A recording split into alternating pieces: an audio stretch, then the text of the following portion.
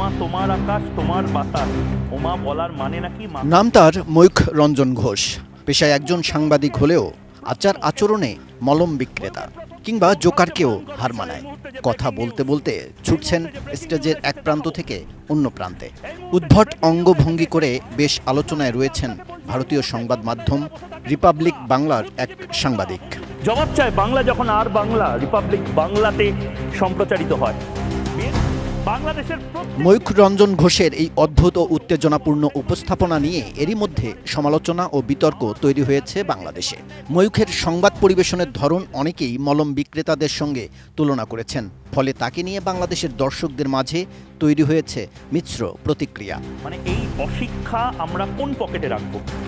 পকেটে রাখবো, কোটের পকেটে রাখবো। এরই মধ্যে সামাজিক যোগাযোগ মাধ্যমেও তাকে নিয়ে ট্রল, সমালোচনা এবং চর্চা অব্যাহত আছে। বাংলাদেশে ময়ূখের সংবাদ পরিবেশনকে অতিরঞ্জিত এবং নাটকীয় বলে আখ্যা দেয়া হয়েছে।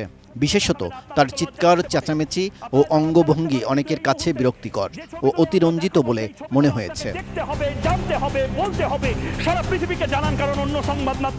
অনেকেই বলছেন ময়ূখ রঞ্জনের এই উগ্র উপস্থাপনার পেছনে মূলত টিআরপি বাড়ানোর একটি কৌশল।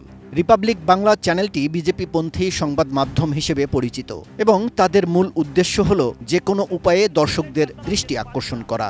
নির্মাণ কাজেও আমি বেছে নেই CSRM TMT 500W, committed for better still। Mayukh Ranjan এই কৌশলকে কাজে লাগিয়ে তাঁর ব্যক্তিগত জনপ্রিয়তা ও চ্যানেলের টিআরপি বৃদ্ধি করার চেষ্টা করেন বলে অনেকের ধারণা। দেখুন, জাতীয় সঙ্গীত আপনাদের বদলে ফেলবেন আপনারা কি তৈরি করতে চান নতুন?